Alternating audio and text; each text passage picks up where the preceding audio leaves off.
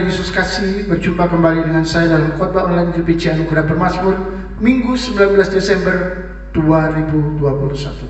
Mari kita berdoa dan meminta Tuhan memberikan kepada kita hikmat dan pengertian untuk mencerna firman-Nya. Tuhan Yesus, kami membutuhkan Tuhan untuk boleh memahami firman-Mu. Kuduskan dan sucikan kami dengan darah-Mu saat ini. Lepaskan kami Tuhan dari segala beban, masalah, tekanan, dan apapun yang menghalangi kami untuk mendengarkan firman-Mu. Berbicaralah, berkata-katalah Tuhan, isi hati dan pikiran kami supaya kami berhasil di dalam segala perkara dengan merenungkan firman-Mu dan hidup tinggal di dalam firman-Mu. Kuduskan, sucikan kami dengan darah-Mu Yesus supaya kami layak menerima firman Tuhan dan kami boleh diberkati dan kami bertumbuh di dalamnya, berbuah banyak dan menjadi berkat bagi orang lain. Terima kasih Tuhan, terima kasih, kami mengucap syukur Tuhan sudah menyertai kami. Di dalam nama Yesus kami berdoa, amin. Saudara-saudara yang Tuhan Yesus kasihi, selamat berjumpa kembali di dalam anugerah dan cinta Tuhan kita Yesus yang senantiasa memberkati kita dan memberikan kepada kita segala sesuatu yang kita perlukan di dunia ini untuk hidup sesuai dengan kehendak Tuhan, menyenangkan Dia, memuliakan Dia, dan hidup di dalam kemuliaannya. Saudara-saudara, hari ini kita akan belajar satu tema firman Tuhan, yakni Immanuel. Saya percaya bahwa kata Immanuel bukanlah kata-kata yang asing, kata-kata yang tidak pernah didengar. Ini adalah kata-kata yang familiar, yang dekat dengan kita, yang mungkin sering kali kita dengar pada saat hari Natal. Tetapi saudara, Immanuel bukanlah kata-kata yang diucapkan oleh Tuhan hanya pada saat kita merayakan Natal. Tidak. Immanuel ini adalah kata-kata yang Tuhan ucapkan, Tuhan sampaikan kepada kita di dalam sebutan-sebutannya, supaya kita setiap hari akan selalu mengingat Dia di dalam segala sesuatu. Saudara, ada seorang anak kecil yang merajuk papanya untuk ikut menemani dia ke rumah temannya dan menemani sampai dia pulang. Tadinya sang ayah atau sang papa berencana atau berniat untuk membawa anak ini ke rumah temannya, lalu setelah itu dia tinggal dan nanti pada waktu pulang dia menjemputnya.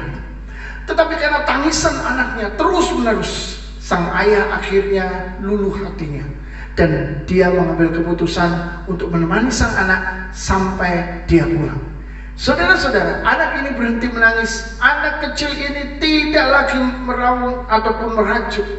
Kenapa? Karena dia tahu bahwa sang papa akan tetap bersama-sama dengan dia sampai nanti dia pulang. Dia merasa aman, dia merasa tenang.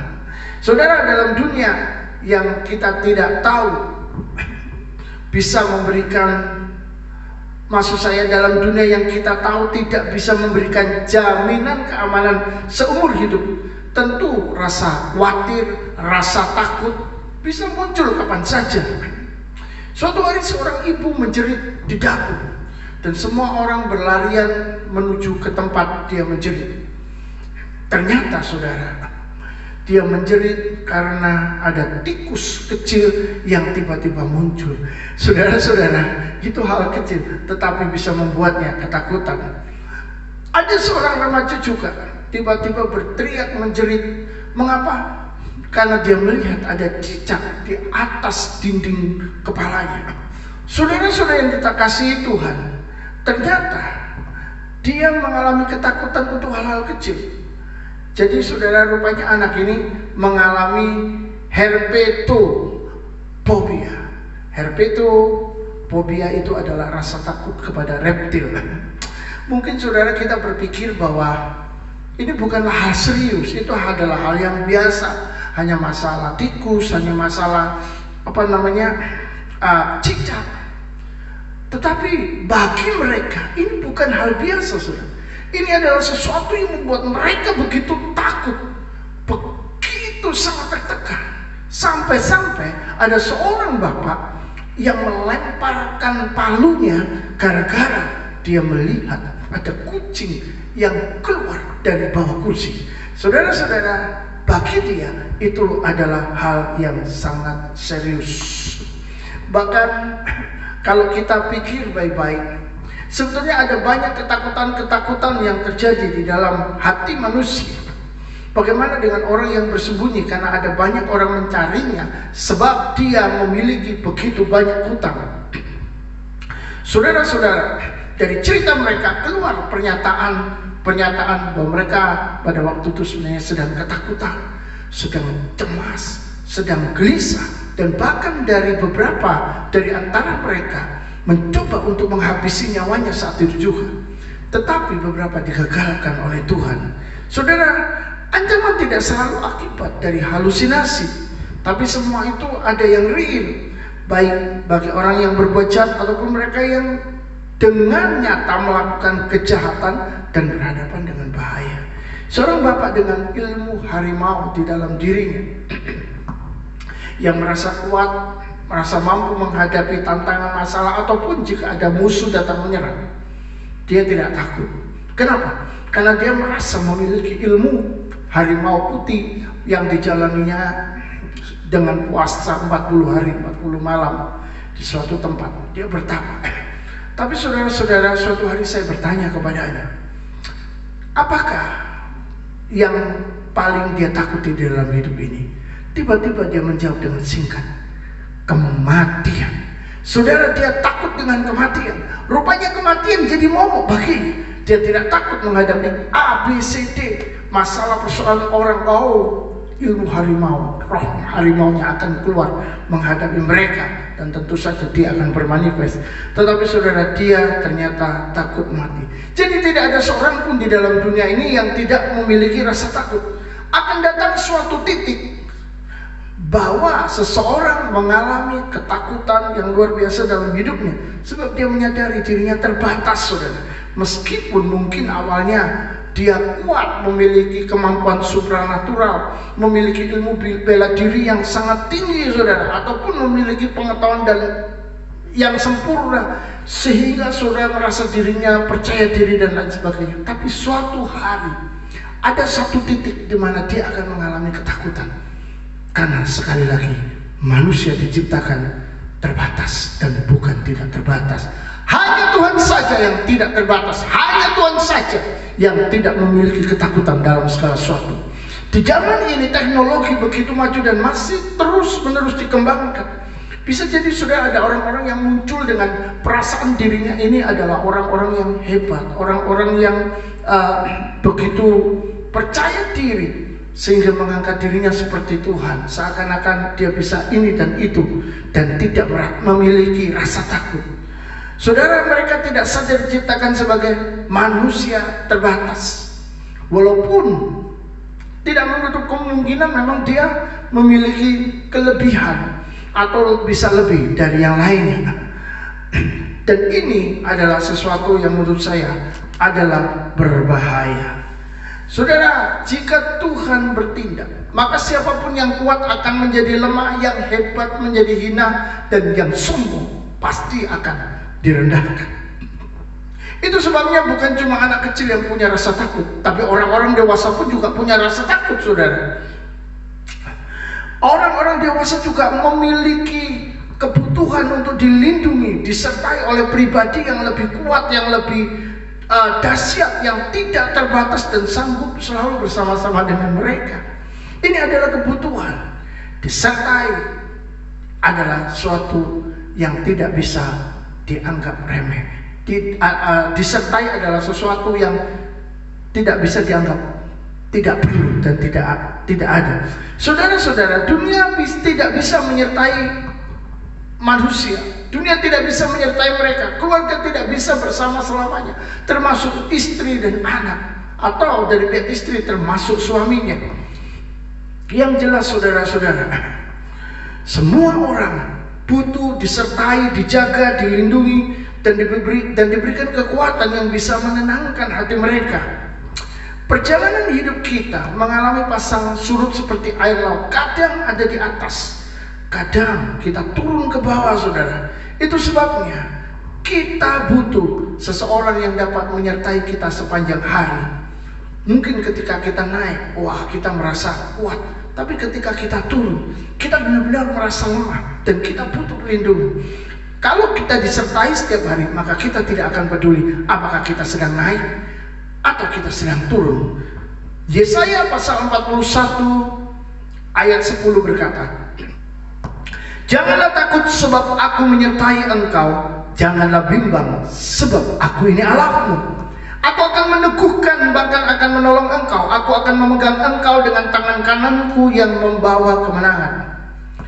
Tuhan tahu bahwa manusia terbatas, lemah, dan sering berhadapan dengan bahaya yang bukan cuma membuat mereka takut, tetapi juga membuat mereka tidak merasa bisa mengatasi hal itu.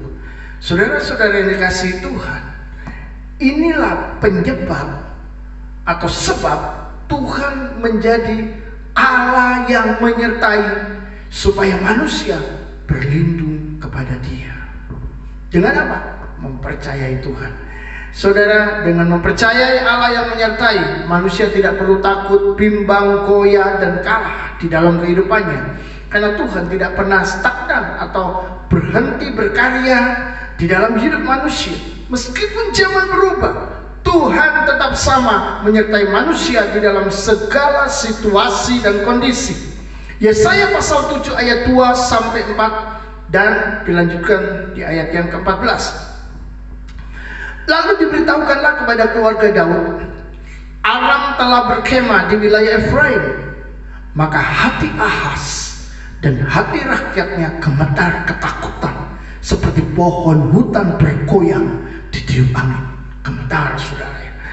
Berfirmanlah Tuhan kepada Yesaya, baiklah engkau keluar menemui Ahaz, engkau dan Syar Yashub, anakmu laki-laki, ke ujung saluran kolam atas, ke jalan raya pada padang tukang penatu. Dan katakanlah kepadanya, teguhkanlah hatimu dan tinggallah tenang. Jangan takut dan janganlah hatimu kejut karena kedua puntung kayu api yang berasap ini, yaitu kepanasan amarah Rezin dengan Aram dan anak Remalaya. Perhatikan ayat 14. Sebab itu Tuhan sendirilah yang akan memberikan kepadamu suatu pertanda. Sesungguhnya seorang perempuan muda mengandung dan akan melahirkan seorang anak laki-laki, dan ia akan menamakan dia Immanuel. Saudara, konteks ayat ini berbicara tentang ketakutan akan bahaya dan ancaman nyawa. Sebab Rezin, tentara Aram, dan Pekah anak Remaya bersiap untuk menyerang Israel. Dan firman Tuhan mengatakan, Israel itu seperti pohon yang ditiup angin, gemetar, ketakutan. Saudara, ini adalah perang yang tidak berimbang, karena ini keroyokan. Banyak melawan lawan yang begitu sedikit. Tapi saudara, kadang kita mengalami hal yang serupa di dalam kehidupan ini, bukan? Masalah demi masalah yang jumlahnya tidak sedikit menyerang kita, dan kita mulai gemetar ketakutan seperti Israel. Namun Tuhan sebenarnya menguatkan hati mereka bahwa ancaman itu bukanlah ancaman besar, kata Tuhan, melainkan kecil saja. Tuhan mengatakan bahwa ketiganya itu bukan raksasa, melainkan putung atau puntung kayu api yang berasap saja. Jadi tidak perlu ditakuti. Saudara, ini sangat lucu. Peperangan sedang terjadi. 3 musuh besar bersiap di sana, tambah Israel, ya, yang juga ikut sekutu. Ini Yahuda, saudara, yang dilawan. Dan apa yang terjadi, saudara? Ketika mereka melihat kekuatan yang besar ini, tentu saja mereka takut, saudara. Bagaimana nggak takut?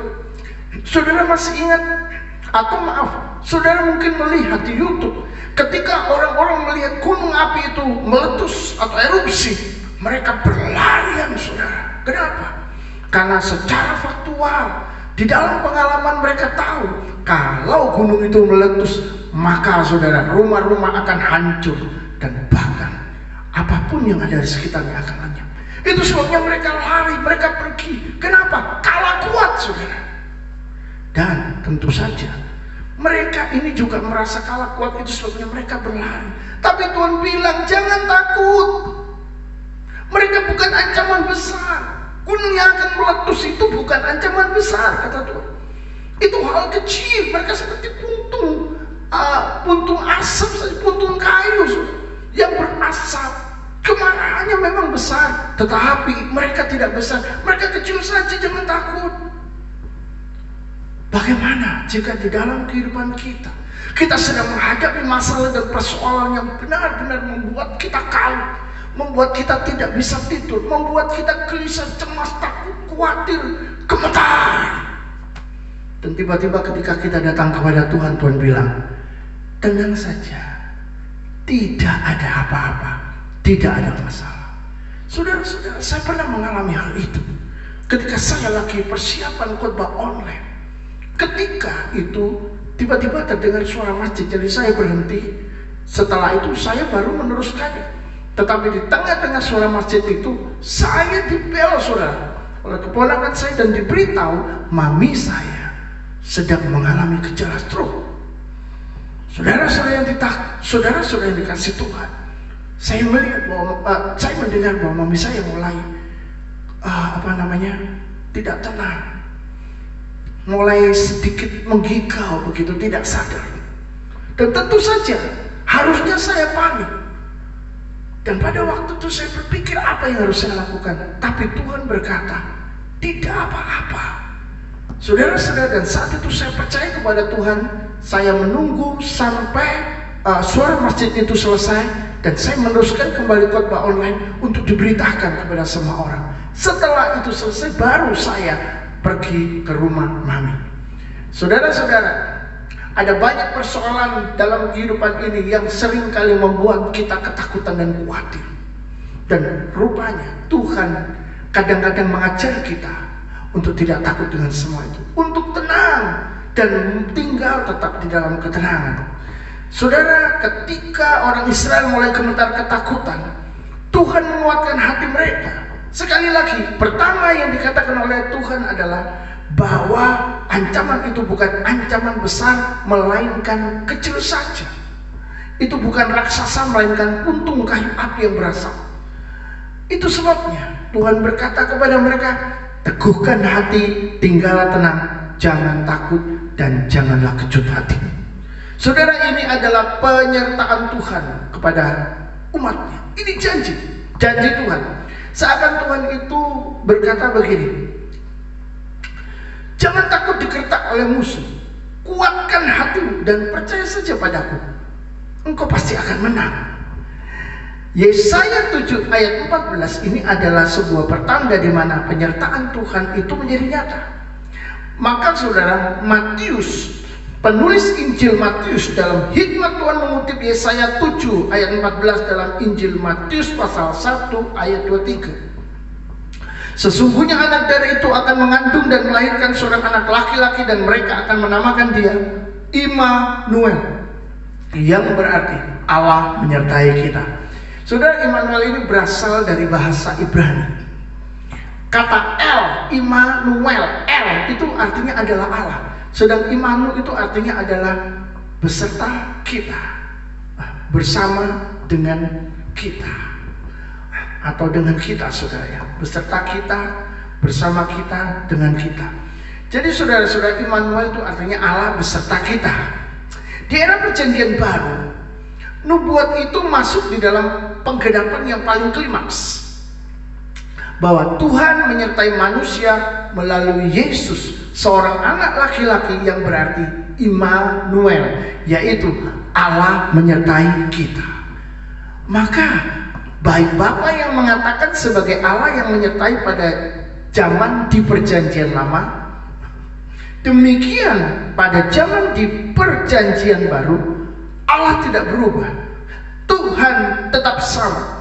Dia tetap menyertai kita dalam sebuah tanda anak laki-laki dilahirkan. Ketika ada seorang anak laki-laki dilahirkan dari seorang perempuan muda, maka itulah perjanjian Tuhan, di mana Tuhan mau menunjukkan, jangan takut, aku menyertai engkau. Saudara-saudara, siapakah anak laki-laki yang dilahirkan? Dia adalah Kristus Yesus Tuhan kita.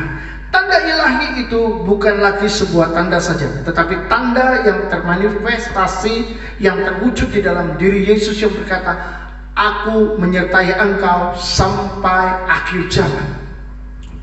Jadi bukan Allah di dalam perjanjian lama yang tidak dikenal itu saja yang mengatakan bahwa Dia menyertai manusia. Jangan takut sebab aku ini Allah, jangan bimbang sebab aku menyertai.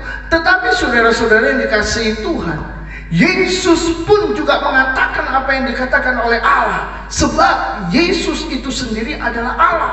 Dia berkata, "Aku menyertai engkau sampai pada akhir zaman." Mari kita lihat ayatnya di dalam Injil Matius pasal 28 ayat 18 sampai 20. Ayat 18. Yesus mendekati mereka dan berkata, "Kepadaku telah diberikan segala kuasa di surga dan di bumi. Karena itu pergilah, jadikanlah semua bangsa muridku, dan baptislah mereka dalam nama Bapa dan Anak dan Roh Kudus, dan ajarlah mereka melakukan segala sesuatu yang telah kuperintahkan kepadamu. Dan ketahuilah, aku menyertai engkau.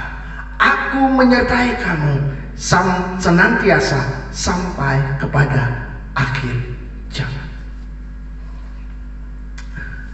Saudara-saudara, mengapa Tuhan Yesus menyertai kita sampai pada akhir zaman saja?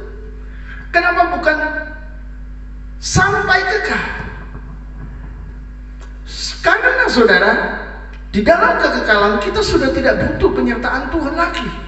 Kita sudah menjadi satu dengan Tuhan. Kita tidak butuh pendampingan, penjagaan, pemeliharaan, perlindungan. Di surga itu kita mengalami penyatuan secara kekal. Maka Tuhan Yesus pun mengatakan, "Aku menyertai engkau sampai pada akhir zaman." Kata sampai pada akhir zaman itu sebenarnya juga tidak berbicara tentang sampai akhir zaman, stop, berhenti, aku tidak menyertai engkau lagi, tidak. Tetapi sampai pada akhir zaman itu menunjukkan sampai dunia ini berakhir pun aku menyertai engkau. Nah, saudara-saudara, maka di dunia yang sementara dan bersifat lahiriah inilah, atau bersifat jasmani inilah, penyertaan Tuhan kita butuhkan. Sekali lagi, di dunia yang jasmani inilah kita butuh teman, sahabat, penjaga keamanan, karena masih ada iblis yang ekornya menyabet ke sana kemari. Sebab firman Tuhan mengatakan bahwa keturunanmu akan menginjak kepala ular.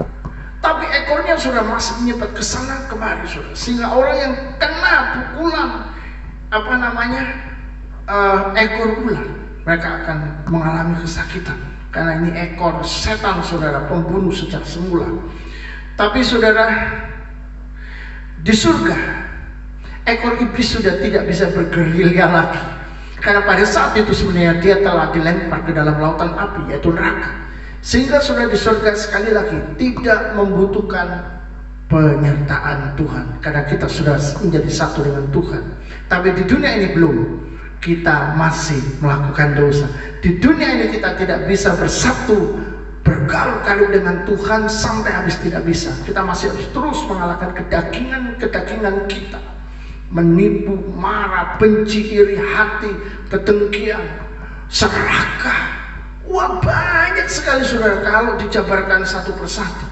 Dan saya kira kita akan capek mengatakannya. Tapi itulah hal-hal yang seringkali membuat kita menjauh dari Tuhan. Tetapi sekali lagi, di dunia ini kita membutuhkan penyertaan Tuhan untuk menyelamatkan kita. Karena tanpa Tuhan kita tidak bisa diselamatkan. Jadi saudara-saudara, melalui ketekunan dalam doa, kita meminta pengertian dari Tuhan.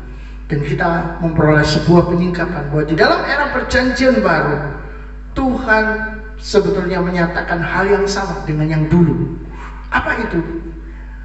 Allah menyertai kita di dalam rangka penyelamatan terhadap umatnya. Jadi saudara tahu bahwa di dalam perjanjian lama, Allah menyelamatkan Israel dari keroyokan bangsa-bangsa lain. Mereka ditawar, mereka sedikit, tetapi dilawan oleh banyak orang, dan mereka tidak bisa menang kalau Tuhan tidak menyertai mereka.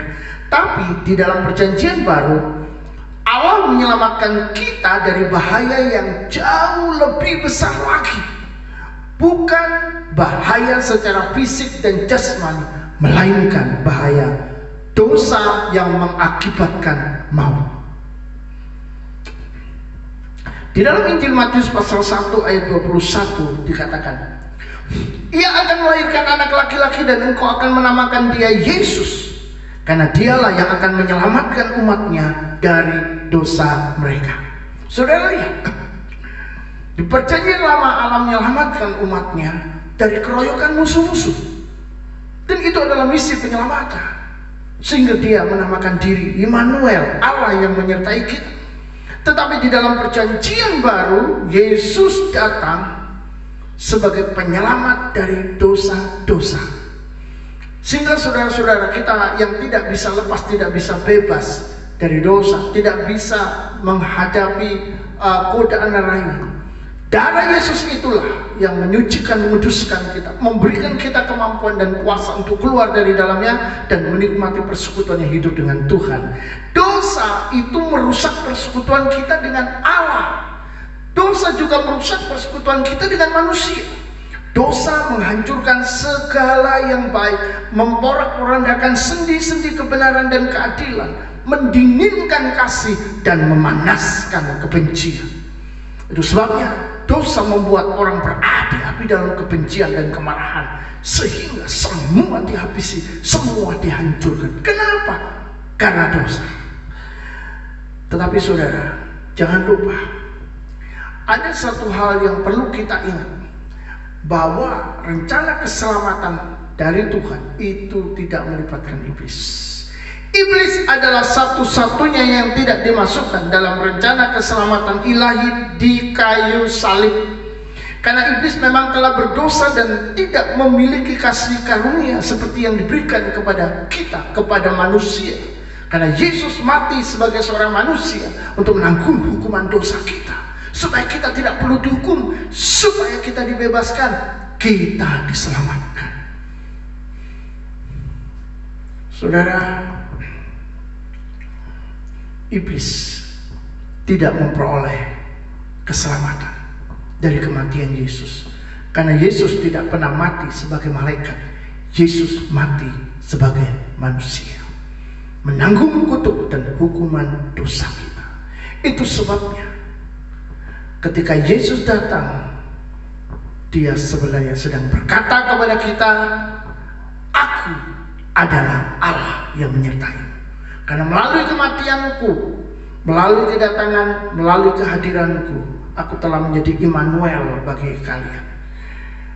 Aku telah menyelamatkan engkau. Itu sebabnya teguhkan hati, tinggallah tenang, jangan takut, dan janganlah kecut hatimu.